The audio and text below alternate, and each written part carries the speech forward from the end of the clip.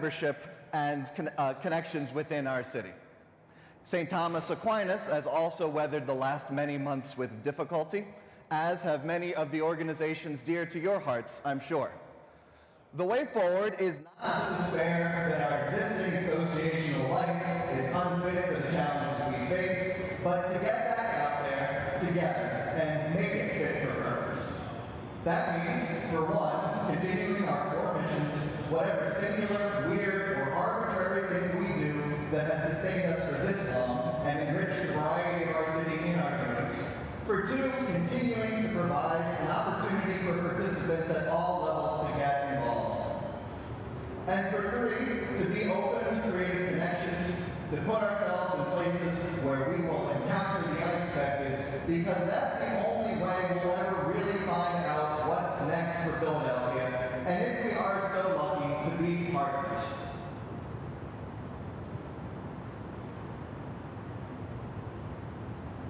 I have one more slide.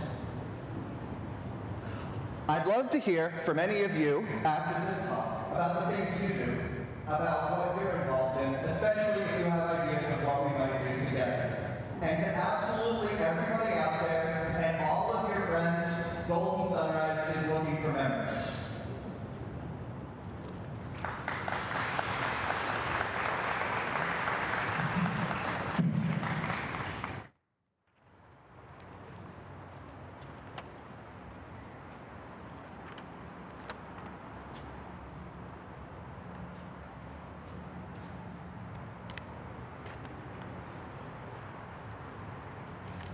Good evening. Good evening. I'm Drew. And I'm Kristen. And we're from Revision Architecture here in Philadelphia, where we focus on regenerative architecture. What's that?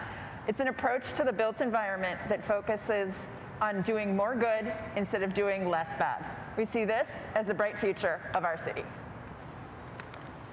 And we've been doing a lot of good. Philadelphia's developed its own 2030 district.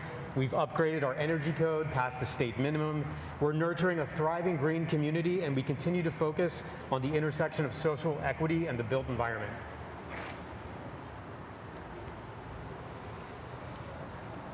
But as 2020 and 2021 have shown us, it's not enough. The past 2 years have been a serious wake-up call that the climate has changed, that we are a global community of shared economies and germs, and to the regenerative future of our city framed around the principles of the Living Meal Challenge. Okay. So before our European settlers came here, there was a very distinct ecology of this place. We had unique and healthy and diverse ecosystems. And as we look to the future, we're going to build with the ecology of the place. And that's going to allow us to go to Kristen. Good looks like a world where no families are unwillingly burdened by the cost of car ownership or whose job security depends on a reliable car. And communities are designed to support the transportation needs of their most vulnerable. Design of our places will foreground people, not cars. When was the last time you were this happy with your way to get around? So we know that locally grown food, it nourishes our communities, it nourishes our soul in a way that the industrial food system cannot. And as we look to community health and resilience, we know that food security is a key part of that. So what we need to do is make urban agriculture not the exception, but the norm. In Philly's resilient future, stormwater is a precious resource, and natural systems that capture it, treat it, and allow us to use it are our first line of defense against negative storm impacts. We exist within the natural water cycle, recharging our underground aquifers and protecting downstream ecosystems. The other water that we often take for granted is our clean, potable water and our municipal sewage systems. And that's for those of us who have good access to it, because there's still a lot of people in our city who don't. We need to treat water like a precious resource. That means conserving what we use, protecting our sources, and creating localized closed-loop solutions. Burning dinosaurs has gotten us into this changing climate, and more of the same won't get us out. We need to ensure we first design our environment to only use the energy we actually need, and then supply that operational energy using no fossil fuels, which means no carbon. We'll turn to the energy of the sun, the wind, and water to supply our energy needs. The other half of the carbon equation is the embodied carbon. That's what it takes to make our products and make our buildings. And what we need to do is invest wisely. And we'll start by adaptively reusing Philadelphia's amazing assets of existing buildings. We will reduce how much concrete we use. We will use more mass timber, and we'll source regionally. Within our buildings, good looks like ensuring everyone has access to healthy air and abundant daylight, to comfort and to views. Within our communities, good means when you build, you protect the access to sunlight, fresh air, and nature of all of your neighbors. We can use our buildings and our landscapes to support a culture of health. Our built environment is filled with toxicity. Through the production of our materials, operation of our buildings, and the end of life, that toxins, they end up in our bodies and in other living systems. So we're going to prioritize taking that toxicity out of the built environment. We know how to do this, and we're going to use it to protect all living creatures. We have an incredible talent pool right here, and building our brightest future means sourcing our product needs from our community first. This allows us to strongly support our local economy, keeping our spent dollars within our community, building our tax base, driving the need for education and training, and lifting up small and local companies. In nature, waste is a part of the energy cycle. But for us humans, it's something that just goes away. We put it in a hole in the ground, we send our recycling to the other side of the world to be dealt with. As we think about a circular economy, what we need to do is reconnect with the old mantra of reduce first, then reuse, and only then recycle. Every human should be able to live with dignity, and our brightest future ensures that all people have equitable access to the spaces we create. We are not gating off our communities and hardening them against people, but treating all people with kindness, regardless of income, ability, or housing status. Now that all said, what would a super sustainable environment be if it wasn't beautiful enough, special enough, or meaningful enough to be loved? We need to recognize in the design community that inspiration, beauty, and education are key parts of sustainability. If we can make our stuff good, we're going to take care of it. The future of Philadelphia will be good if we take 3 key actions from the Living Building Challenge, the principles that we just outlined. The first is to certify. Building and certifying to third-party rating systems holds teams accountable to achieve the ambitious goals they set and helps drive the market forward to make it easier for everyone to achieve good in the future. The second part is advocacy. At best, sustainability legislation is doing less bad. To do more good, we need a fundamental change from they to we. Our voices matter, our expertise matters, and our passion matters. It's not enough just to vote. We have to be loud and show our leaders what good looks like. Perhaps most importantly, we can't get to Philly's brightest future if we don't change mindsets. The Living Building Challenge is an advocacy tool, a rating system, and most importantly, a philosophy built around doing what good looks like. Small incremental changes are our past, and now we can run with big sweeping ones that embrace the good and build a future we can be proud of, one where our legacy is a true gift and not a burden to future generations. Our living future is bright and it is challenging, but we're ready. We'll reshape the built environment through the philosophy of the Living Building Challenge, and we'll transform this city to be socially just, culturally rich, and ecologically restorative. All right.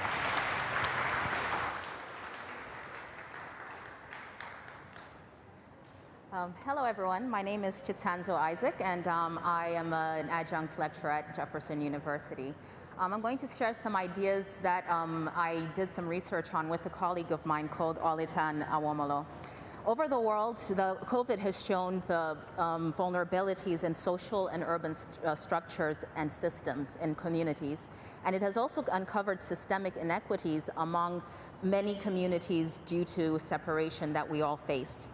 This led to us to pose the question of how public spaces are catalysts for social cohesion and community resilience in Philly within this pandemic that we're experiencing, and how did this cohesion affect a community's ability to rebound from COVID?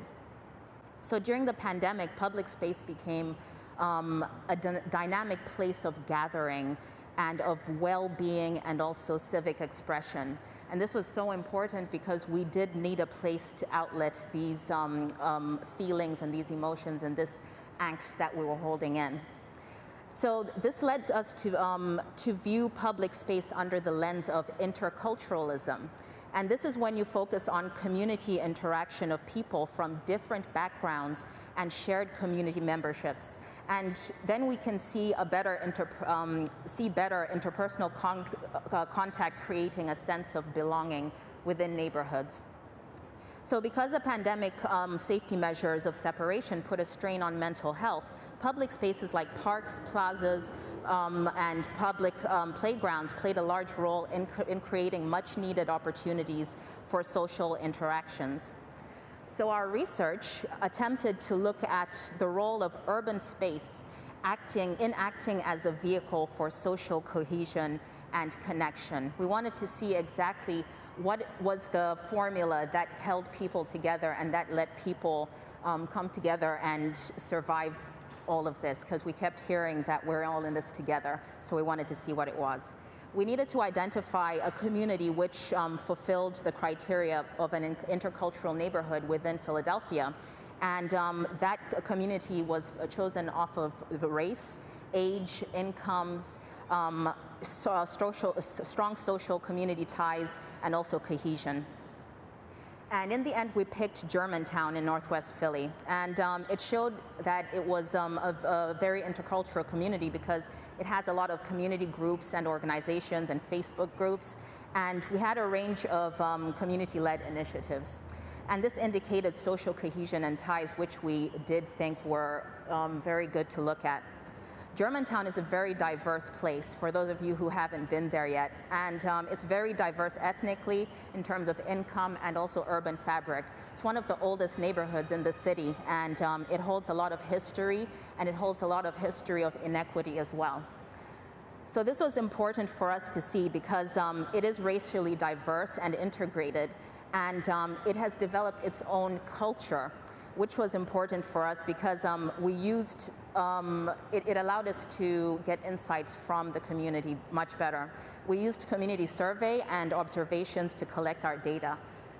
And in our data, we made a community inventory of social spaces used in the pandemic. So activated community spaces, community support spaces, and parks and open spaces. So community support spaces were those such as community fridges and pantries, which started to pop up more and more during the pandemic.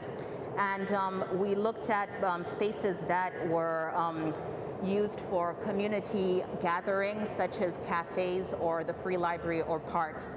And then we chose 3 locations within the neighborhood that we could really observe these happenings. And Vernon Park was chosen because it's the social core of Germantown. It supports community events, and you can really see social cohesion there because that's where people from all different backgrounds come together for whatever they need to do.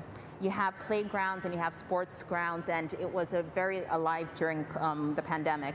Maplewood Mall is the cultural core of Germantown, and it was an urban regeneration project which had a lot of community input. So there is a lot of ownership of this area, and it's very supportive to the artistic community and grassroots organizations, and very inclusive. Market Square is the historic core of Germantown, and it supports local businesses and gathering spaces, as well as the Germantown Farmers Market, which in itself supports local urban farmers, some who are within Germantown and are in the surrounding areas. So once we got everything together, we came up with 4 findings. And the first was we identified and mapped the public spaces used for connection and interaction. And we discovered that most community members felt a sense of belonging within Germantown from the surveys. And also interaction with their neighbors helped them combat their mental health problems. We also discovered how involved the community was in supporting one another.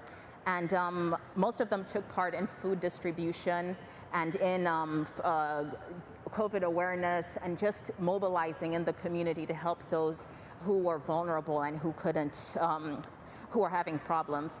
The third one was we discovered the importance of third spaces as community activators.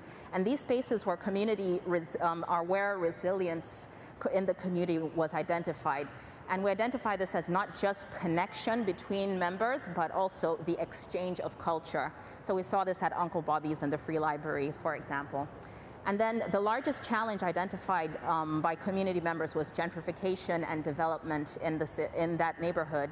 And they saw it as a threat to community membership, as well as a change to their physical space was concerning, especially if they're not part of the process.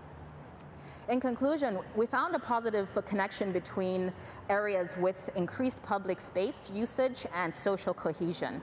And moving forward for Philadelphia, for planning for communities like this, it's very important that community resilience be a focus in developing sustainable development strategies, because it is really an asset. Thank you very much.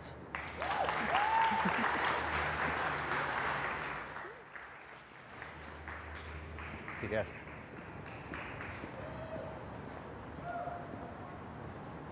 I'm going to wait. Okay. So my topic is really fun. What's next for urban Philadelphia? Urban heat. It's going to get hot, and this is real, and this is a very big deal. People, the built environment, climate, we've all been kind of dancing around each other badly for forever, and we're going to dance poorly as we go ahead. So let's look forward by looking back. This past summer was super, super, super hot. It impacted what you did, who you saw, where you went. And if you had air conditioning, there might have been days where you did not go outside. Like, that's a big deal. You did not go outside. And if you didn't have air conditioning, you maybe had to get creative. And we're all going to have to get more creative because it's going to get hotter. We're going to learn about danger days. Danger days are when it's going to feel like 105 degrees or more. We have like one a year now. We're going to have 40. What's Philadelphia going to be like if it feels like Houston? And this has tremendous impacts, particularly for people who have been intentionally harmed by generations of racism. Former red line communities are now at the front lines of urban heat. And these are neighborhoods that can feel 5, 10, 15 degrees hotter than neighborhoods a few blocks away. This is the front lines of urban heat. This is the #1 killer of climate change. And it has tremendous impacts. It creates and worsens health challenges across the board. Emphysema, kidney challenges, skin challenges, preterm births, joint issues, cardiovascular challenges. These are all tremendous issues that get exacerbated with high temperatures of heat. We see tremendous challenges particular to youth. Cumulative heat has an impact on cognitive development. Rising temperatures are associated with falling test scores. So the future workforce is having a harder time learning because of heat. Like, that matters. We also see spikes in youth aggression when heat sets on. And then when you think about heat, more costs. Costs for individuals when it comes to cooling costs, maintaining their home. We talk a lot now about the housing burden and the portion of your income that goes to rent or mortgage. We're going to be talking about the energy burden in Philadelphia of the future. And it's important to note that there are cities across the globe that are looking to create some solutions to this. In Paris, for example, there's a network of cooling assets like pools and shaded areas and parks interconnected. In Medellin, they have shaded corridors that provide safer, cooler ways for people to bike around and walk around. They concentrate this in low-income communities. And we see emerging solutions in Philadelphia as well. We're a national leader in splash pads. You've seen them around at our parks and rec centers. More and more we hear about community groups that just want benches. It's a simple thing, but it can be a big deal when it comes to surviving a hot day. And we see more experimentation on cooling your home with such things as vegetated awnings. More of that to come. Parks are an enormous superpower when it comes to cooling. They cool the air on site, and then that air serves the surrounding neighborhood, cooling it as well. We've got pretty good park access in Philadelphia, but when you look at our poorest communities, they have about half the park space that we see in our whiter, wealthier neighborhoods. what we look to do also is to increase the weight class of our assets that can help to cool. We've got parks that can do more by adding more greenery, adding more functionality. We've got a lot of spaces that are doing very little good for anybody that can do a lot more good, like schoolyards, and we work to transform them into high-quality parks and play spaces. But at the end of the day, what we know is that the value of these solutions is only going to be provided when we have a shared and greater understanding of the lived experiences of urban heat. And climate conversations historically have sought to talk about icebergs more than urban neighborhoods. We need to shift that. That's why we've created Heat Response. Heat Response is an initiative that combines community engagement, public art, climate advocacy, where we have intentional conversations across the city to simply hear the lived experiences of people on the front lines of urban heat. We are focusing that work in 3 neighborhoods in Philadelphia that have the highest extent of urban heat that we see across the city. We're working in Fairhill, where we've paired an artist with the community leads there. The community leads bring in other residents, other community groups to be part of the conversation. In Grace Ferry, we're working with Jenna Robb to host conversations there. And then in Southeast Philly, we're working with the artist Jose Ortiz Pagan. This has all happened during COVID, so our engagement has had to be pretty creative. Our lead artist invented this treesicle, where you can pedal up a tree, have some shady spot, and a mobile opportunity to have a conversation about urban heat. Later on, this will double as a mobile movie theater where we can showcase stories that we collect throughout this initiative. In Fairhill, there's great importance in engaging young people. We've developed a coloring book that enables people to color Galena the Willow, who's a super hero whose power is that she can cool the neighborhood. They draw their neighborhood, they map where they go to stay cool. Very important information to know about for a variety of people.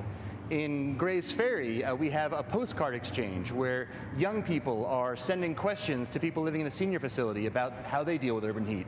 The older people respond, the young people draw that, and that again becomes this, gotta wait. So it's very important that many different people with expertise get access to this information. This is very valuable information.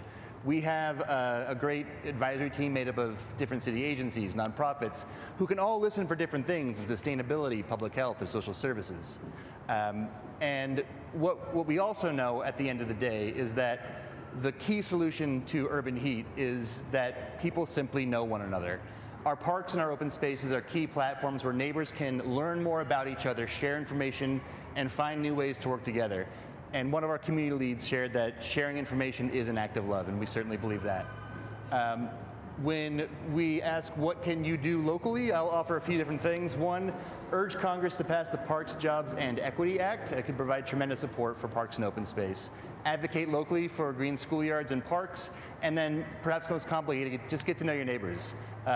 Learn what they need, learn how they can help you. A connected community is a resilient community. Thank you.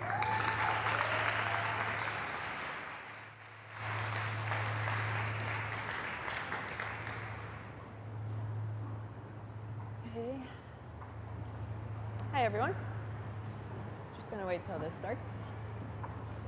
All right, good evening. I have prepared a proposal that aims to take care of 2 crises in the city, rising homelessness and blighted properties, with a cohesive solution utilizing adaptive reuse as a technique in revitalizing communities, as well as introducing a novel prototype of social housing. Over the many years, we have seen headlines like these every now and again in the news concerning the homeless population. One of the many reasons as to why people experience homelessness is sudden job loss. With the outbreak of the coronavirus last year, many cases were attributed to this, creating an unsteady flow of income. Within Philadelphia, the chaos of job instability left many on the streets with nowhere to go. Protests for better housing conditions for the most vulnerable began to spread across the city, as seen with the encampment on the Parkway in the summer of 2020. Many believe the city had let its citizens down by not meeting the demands for more low-income housing, as well as other social issues aimed at this population, like police brutality. And another issue that the city has fallen short on is tackling blight and vacant properties. Blight significantly reduces adjacent property values of up to 20%, and increased levels of vacant properties are associated with increased risk of violent assaults and crimes. Renovating existing building structures can alleviate this problem. Before I continue, I should preface by saying we need to change our approach to addressing this population. They're not homeless, they are houseless. This change in language helps us garner more sympathy to their plight, whereas the former created an unconscious bias against them. I first heard this term used on an episode of United Shades of America with W. Kamau Bell about the LA's houseless crisis, and Dana White from the LA Can was the one that coined the term. So current programmatic shelter design is just that. It's a shelter. The services that are offered are temporal in nature, so there's a place to rest, and a meal to eat, place to shower, daycare, etc. And the programs are there to help those in the shelters, but ultimately the goal is to transition them out to a more permanent place elsewhere. What we can do is to create the permanent place via adaptive reuse by retrofitting existing buildings using the Passive House building standards for using maximum energy efficiency and cutting carbon emissions, because climate change affects us all. And these benefits for adaptive reuse include reduction in construction cost, waste, and CO2 emissions up to 90% and having a faster construction timeline. So there are many funds and incentives available for these houseless hub projects, tax credits such as the federal rehabilitation investment and grants like the Emergency Solutions Grant. However, the important item is to pay living wages to residents and have rent regulated, not to be market driven. This creates financial stability so one can get back on their feet. And so what are the programmatic requirements for a self-sustaining community? Its nature is like a living organism. So on an individual level, you have access to housing, medical support, education, job stability, and functioning green spaces within itself. These sectors create a symbiotic relationship to the adjacent neighborhoods with shops, farmers markets, rehab clinics, trade schools, and etc. An example of this is the Mondragon Co-op in the Basque region of northern Spain. Along with their democratic methods for organizing and managing themselves, this co-op utilizes the idea of closed-loop business model for job training and job availability. So, for example, if a market sector fails, those workers can go back to trade school to learn the trades necessary to find another job site. So Finland is a great case study for tackling the houseless crisis. The Finnish government implemented a housing first policy in 2008, which gave the houseless their own flat without any preconditions, no vetting process for eligibility or being waitlisted. Social workers are available for counseling and other benefits while the rent is capped. Policy has decreased the number of houselessness by about 30%. So Salt Lake City also tried this approach in the US for 10 years, and they saw their chronic houselessness decrease by 91%. However, the difference between Finland and Utah is that Finland continued to fund its Housing First program, whereas Utah did not. Because of this, Utah is experiencing an uptick in houselessness. So moral of the story is to never stop funding. So I'll introduce the first potential site for the autonomous houseless community on 2700 North Broad Street.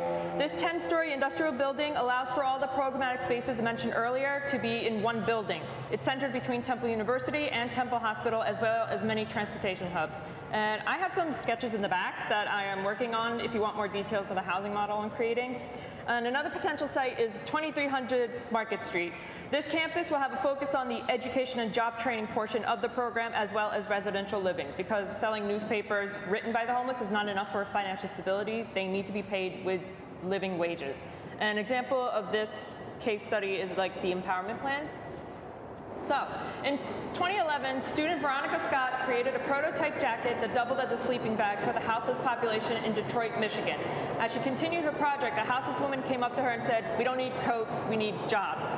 So after hearing that, Scott began hiring houseless parents to make the product, creating the nonprofit organization, the Empowerment Plan. So I propose that the 2020 Chestnut Street location should act as a storefront for goods and services made by the houseless, which should be the source of their income. This will help support small businesses and the local economy along the small light blip that's seen along that segment of Chestnut Street. Another successful case study is the Community First Village in Austin, Texas. This village is a houseless community made of tiny homes and supportive amenities to accommodate those who are coming out of chronic houselessness. The village engages the outside visitors with their own cuisines, goods, services, and farming. And another potential building that I think is important for the city is this abandoned warehouse at 1906 and 1912 North 6th Street. This site has the potential to be a major hub for safe injection site and rehabilitation due to its proximity to Temple University and the quote-unquote Badlands of Kensington neighborhood known for the opioid epidemic. So a major takeaway from the adaptive reuse strategy is to leave empty lots alone. Not every empty space needs to have a house on it. There's this Japanese concept called ma, or negative space, and that needs to be adhered to in this city. Green spaces allow both a mental and physical space to catch a breath, and the city needs to also pay attention to the needs of the neighborhoods. Case in point, the 1500 block of Parish Street in Francisville. This was once a dumping site, and neighbors cleaned up the lot, and they created a vibrant play area with a dog park for their own enjoyment. However, the city slated that property for future affordable housing and asked the residents to vacate by May 2020. I implore the city of Philadelphia to not go after the low-hanging fruit of developing green sites, but rise to the challenge of redeveloping brown sites with adaptive reuse. Thank you.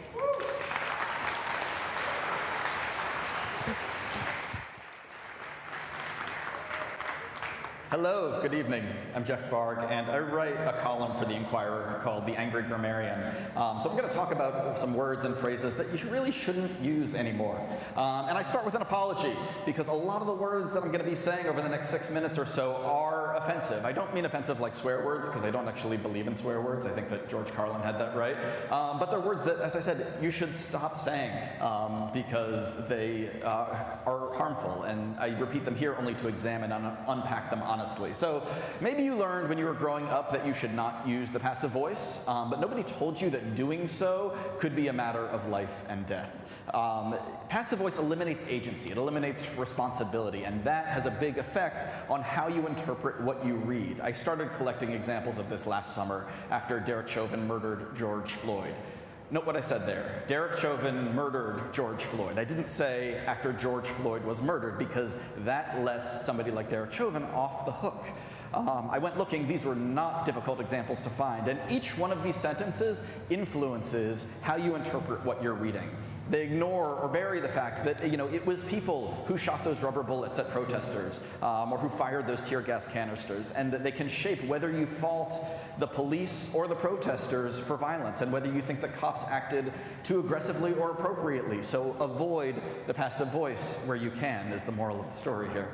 Up next, domestic terrorists. So go do a Google image search, as I have here, for terrorists. You're going to get primarily non-white and covered faces. On the next slide, you're going to see a Google search for domestic terrorists, and that produces predominantly white faces. Why might this be? Because when you distinguish terrorists from domestic terrorists, that's a false dichotomy that ascribes racial assumptions to what should be racially agnostic words. Calling someone a domestic terrorist is just a way of signaling something about race or ethnicity. That's inappropriate, it's wrong, and so don't do it. All right, up next is the word, wait for it, here it comes, gyp. Gyp is a synonym. It's been used for a long time for bilking, flim-flamming, bamboozling. Unfortunately, it's also short for gypsy. Not everybody knows the etymology of this word. But until the late 80s, it was used, as you can see on this graph, more often than any of those synonyms. But looking at its etymology, knowing that it's short for an identifier should tell you all you need to know about its offensiveness.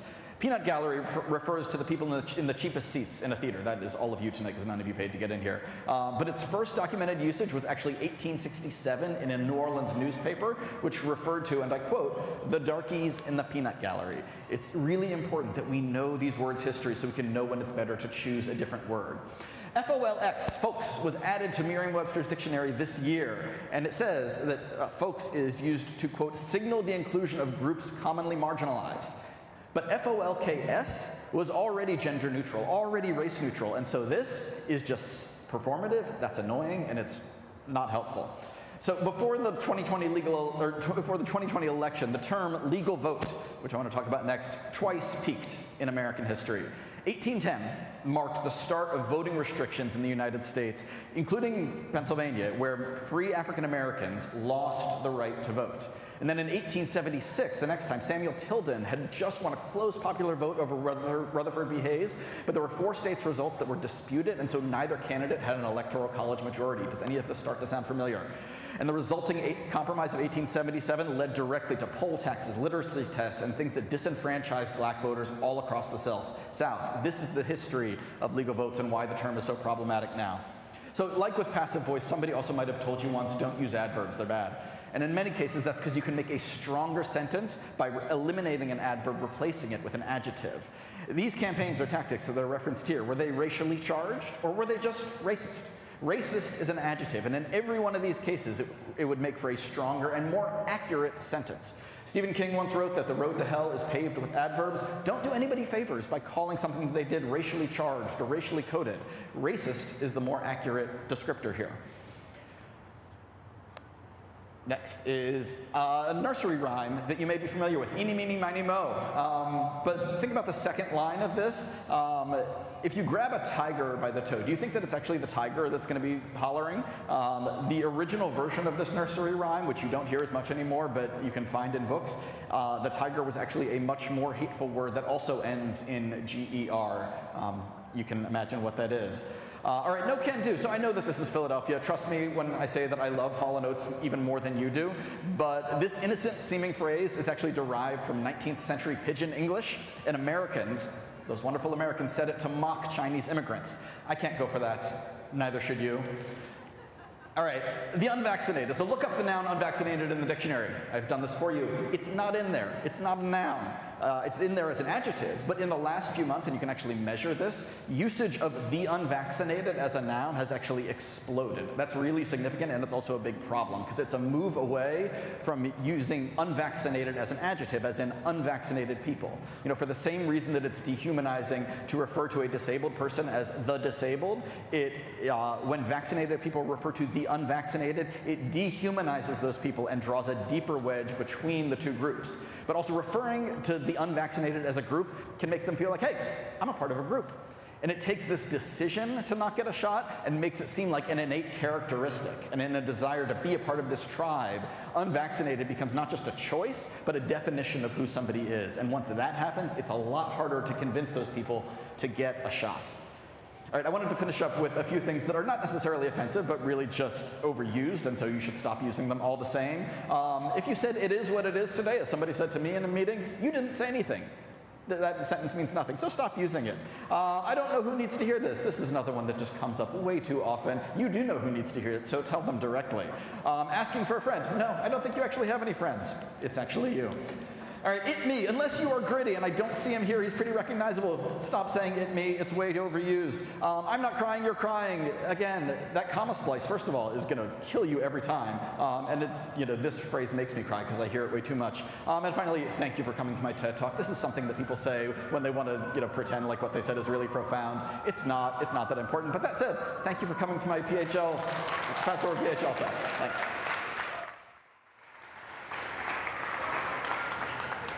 Hi everybody. My name is Andrew Hart. I'm a professor of architecture at Thomas Jefferson University College of Architecture, the Built Environment.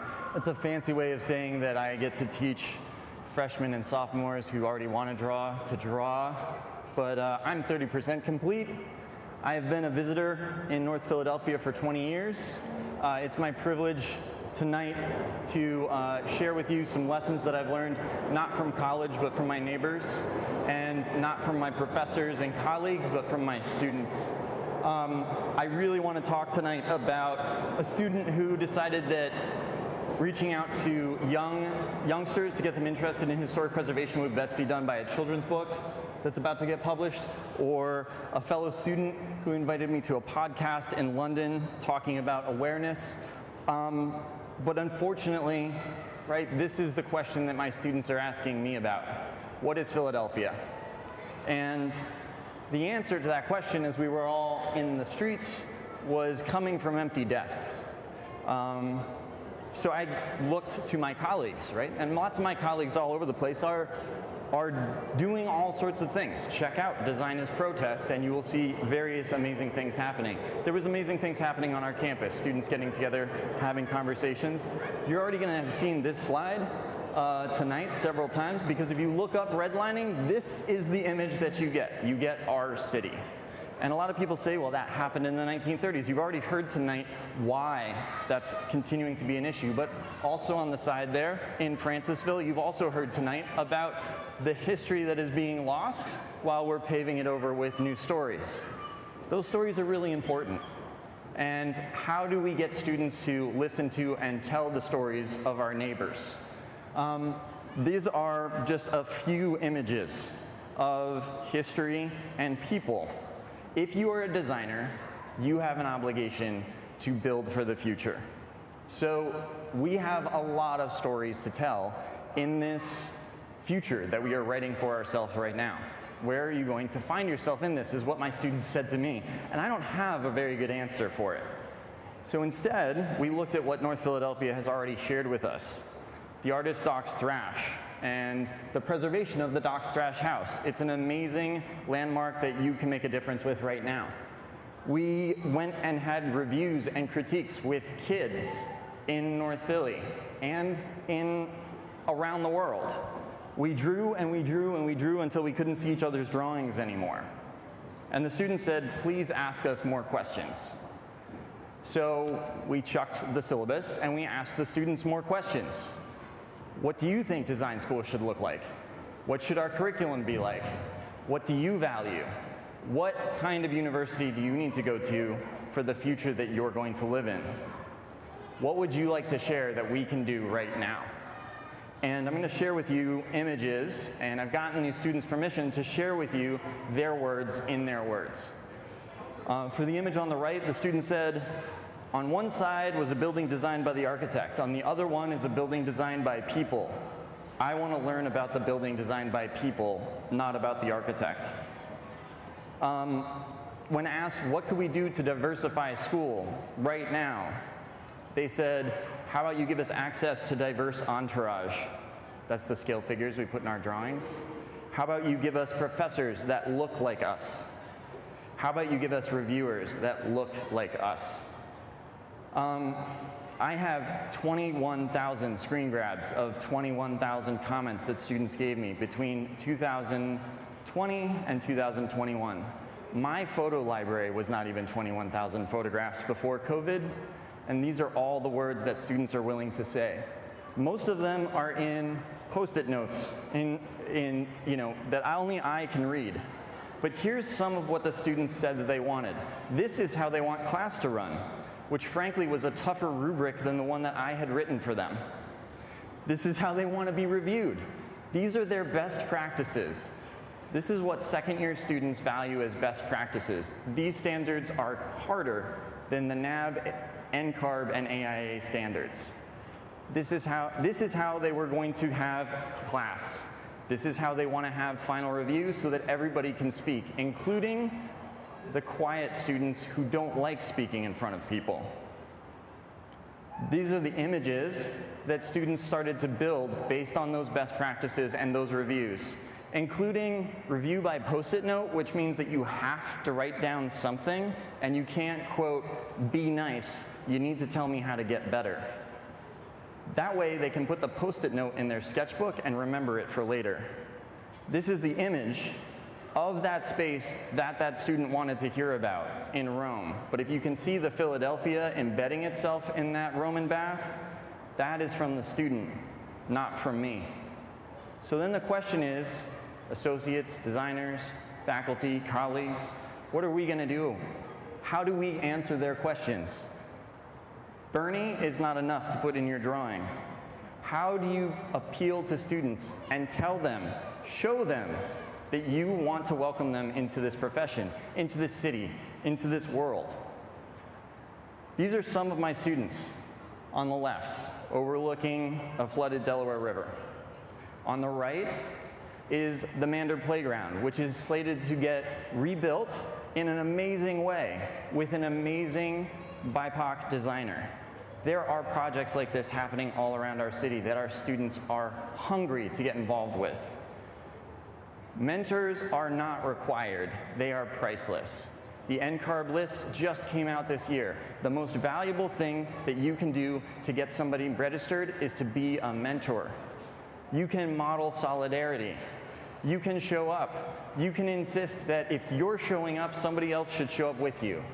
Join Dark Matter University, and in the words of one of my students, the world is so much bigger than just this scale figure. Be a mentor, reach out, and be the difference in a student right now, tomorrow, and next week. Thank you. Thanks.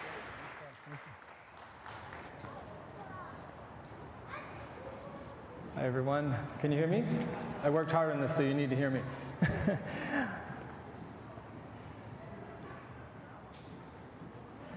Okay. Are we good? Friends Select School has been in Philadelphia for over 300 years, 100 of which have been on Benjamin Franklin Parkway. We are a Quaker school whose history is intertwined with the city's history, whose families live in the city, and whose educators utilize the city to enhance student learning. So we are in the city and of the city. My name is Dave Younkin, and I'm the director of the lower school, which has recently undergone an exciting transformation. At Friends Select, we embrace research and best practices in teaching and learning. So our teaching is always changing. Unfortunately, our spaces haven't quite kept pace with that. So we had to do some rethinking and re-envisioning of our spaces. A short walk from several theaters and music halls, our school has a strong focus on the performing arts. However, our theater was a bit depressing, with squeaky seats that were a bit unnerving, limited visibility from the balcony, a small stage, poor sound quality, and honestly, just a pretty rundown, awful-looking space. So our theater was the first space to be updated, and here it is. With state-of-the-art stage design, sound, acoustics, lighting, and seating, our new theater now complements the wonderful performances that students and faculty work so hard to produce. The renovated balcony has increased visibility, and the extended stage now brings the performers or the presenters closer to their audience. All of these features come together to improve the connections between us, something important in a space where we frequently come together in community. Our lobby used to be rather joyless and old-fashioned, like a small interior lobby in an old hotel. It certainly didn't give the impression that we were a progressive school with cutting-edge teaching and learning happening there. It was cramped with very little space to move about, not a great space to gather, and this was not ideal for a school which values connections and forming community. So as you might have guessed, we gutted it. Yeah, you can see here the doors to our new theater on the right. But we took some of that space that was dedicated to the business office and marketing office, and we cleared out all the walls. And with the idea of borrowed light in mind, we cleared them out all the way to the exterior windows on 17th Street and designed a more transparent space with light and a view from the outside. And so here's our new lobby. Visitors used to have to walk down a very long hallway to finally get to our core work, which was teaching and learning. Now, right as people enter our school, they can see into our classrooms where we try new techniques, we examine our lessons, and we do that with an eye towards revision, sort of like a learning lab. So it becomes second nature for teachers and children to have people observing them in action as they're teaching and learning. As a mission-focused school working to educate children, the whole child, and with a lens, this lens into the classroom is a constant reminder of our core work and why we exist as a school. Teachers can bring students into the lobby area to work on their own or in small groups, and young children can see upper school students working on laptops or chatting with each other and get a little vision for what school will be like when they're older. We redesigned the classrooms to facilitate a workshop model for teaching. This is based in an apprenticeship model for learning, where the teacher, like the expert craftsman, brings the whole class to the meeting area for a mini lesson, then sends them off to practice what they just learned, and then moves around the room to guide that practice, finally calling the kids back to the rug to reflect on their learning and solidify that learning. So student agency in their learning is really important to us. They're able to choose a space within the classroom where they can do their best work, so that might mean lying on a couch, sitting on the rug, standing at a high countertop, or sitting upright at a table the good old-fashioned way. This is just one of the ways that we work to meet the needs of each child. We respect kids and their learning, and we want to create beautiful spaces for them. Our classroom libraries are packed with engaging books that are readily accessible to students, and it mimics like a comfy living room that encourages readers to sink into a good book and chat with friends. Each room has dedicated spaces for whole group instruction, small group instruction, and spaces for individuals to work. We modeled our art studio after the children's studio at the Eric Carle Museum of Picture Book Art in Massachusetts. This space is one where we teach children about art and artists from around the world. Museums on the Parkway are a wonderful resource for us, so you might find a lower school class heading out to the Rodin Museum and then returning back into the studio to work on their own sculptures. One day, as middle school students, they'll walk to PAFA for their art docent program, or they'll head to the Philadelphia Museum of Art for their art research project. Demonstrating art is obviously key in a lower school classroom, so large demonstration tables such as this one were essential in a studio. Tables that move around easily are important because we want to reconfigure our space based on the class or the number of students in the class. We want our young students to be independent as artists, responsible for their materials, so we added sinks that are just the right height and a larger, taller slop sink for an adult with the aging back. Over the past few years, we've put a lot of effort into educating our children about gender identity and gender as existing on a spectrum, but our boys and girls bathrooms were really forcing children at a very young age to make a choice from the gender binary. So our gender-neutral bathrooms now are aligned with our efforts to create a school that's gender inclusive. All this learning takes place in our school, nestled in the heart of Center City. The city is our classroom, and we want children to view the city as one of their teachers. Back at school, our rooftop provides outdoor space for physical activity and events, but it's also a space where we can invite the city in by hosting sports leagues and other community groups. In the next phase of our school's transformations, Friend Select is expanding so that we can continue to adapt our learning spaces for a 21st century education. We've purchased 1520 Race Street, just a couple blocks away. Designed to be a STEAM building for our upper school students, this expansion will allow us to deepen our partnership with Friends Center, a global hub for Quaker learning and gathering. Among other exciting features, the design emphasizes spaces where students can work and learn together, as they have for centuries at Friends Select, and as they will for centuries to come. Thank you so much.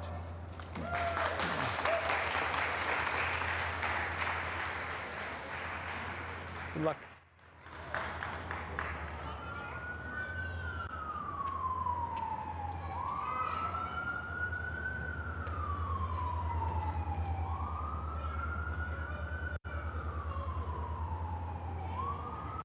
I'd like to begin tonight by taking you back in history, about 250 years ago, to a time of great political and social unrest. Citizens felt marginalized. They faced violations of their basic rights, and there was a great divide among people with strong opinions and emotions on both sides. Sounds familiar, right? This also describes the tumultuous and challenging times in colonial America when passionate and engaged citizens ignited a movement that led to the creation of our country's world-changing founding document, the Declaration of Independence, in July 1776. The 250th anniversary of the signing of the Declaration happens in July 2026. And let me make it very clear that the white men who drafted and signed that document were flawed in their morals. And yet these ordinary citizens were extraordinary in their audacity and courage. With this context, let me introduce you to Philadelphia 250. We are the coordinating entity for America's 250th anniversary in Philadelphia. I'm Danielle DiLeo Kim, the Executive Director. You our plans for the next 5 years. As an architect and urban planner turned nonprofit leader, I've spent the last 25 years working on buildings, community buildings and master plans, imagining a more equitable and stronger future for this city. And I can tell you that this milestone, 2026, is the next big thing for Philadelphia, and it's ours to own. I believe the 250th is an accelerator for all of us to be ignited by a 21st century revolutionary spirit, and to use that spark to create a restorative future for our city and country, a key part to our recovery plan. 2026 can motivate us to tackle the injustices and systems that need changing. It's an opportunity to celebrate our people's histories, passions, and capacity to create change together. To do that, we need everyone to seize the moment and become personally invested in the civic movement. How do you want to recognize the 250th? What will your role be? As the birthplace of American democracy, Philadelphia has a unique responsibility to deliver on the unfulfilled promises 250 years ago by creating the most transformational anniversary milestone in our country's history. In her book, Our Declarations, Harvard scholar Danielle Allen describes 4 concrete actions the signers took when drafting the Declaration. Even today, those actions provide a relevant and action-oriented template for civic engagement. And the Declaration is our inspiration for getting the whole city engaged in 2026. Philadelphia 250 is actively planning and aligning partners around a three-pronged approach over the next 5 years. Engaging neighborhoods with diverse programs, creating legacies rooted in shared values, and leveraging the national and global opportunities that 2026 presents. Philadelphia is a city of neighborhoods, and for 2026 to be a by the people, for all people commemoration, it needs to be rooted in the neighborhoods all across the city. Our neighborhood-based citywide approach is to drive audiences to places beyond traditional historic districts and highlight the diversity. For the whole year of 2026, imagine the city buzzing from stoops to stadiums with activities like heritage and cultural festivals, walking tours, fun things like block parties, stoop floats, and streeteries, small businesses offering special goods and services, and of course, sports. Philadelphia has always played a leading role in every major anniversary milestone in our country's history. And we have the monuments, bridges, parks, and museums to show for it, all of which will be celebrating their own anniversary in 2026. This time around, for the 250th, we are bringing a totally new approach to legacy building. And this too will be a grassroots effort. Philadelphia 250 will be issuing a call for ideas and innovations in the spring of 2022. We are looking for projects and programs that will help strengthen our neighborhoods for the next generation. We developed 4 shared values that are inspired by the promises of the Declaration of Independence and reflective of Philadelphia's expanding global identity. The values act as guiding themes to organize the vast array of programs, activities, and legacies for 2026. The values are shared prosperity, which is about making sure neighborhoods thrive. Revolutionary actions is about innovation and pushing boundaries. People's histories ensures we are telling a full and contextual history of America in Philadelphia. And the pursuit of happiness highlights all the reasons why people want to live, work, and play here. Here are some of the exciting things already planned for 2026. The Major League All-Star Baseball game will be played at Citizens Bank Park. Fingers crossed, we'll be hosting FIFA World Cup games. And Wawa Welcome America is bound to have the best party on the Parkway in the last 50 years. Now that we are into the 5-year countdown, we encourage all of you to make a declaration about your vision for Philadelphia by 2026. What do you want to see accomplished, and how will you pledge to make it so? A simple way to make a declaration is to visit our website. We dare you to declare. We also encourage you to reach out to us and spread the word about 2026. Please follow us on our social media. Go to our website, sign up for our newsletter. Watch our In the Pursuit video conversations with thought leaders and change makers, and feel free to email me with ideas or questions. So let's ignite a 21st century revolutionary spirit right here tonight and show how we, ordinary citizens, can do extraordinary things with a vision and commitment to make 2026 the most transformational milestone in our country's history. Thank you.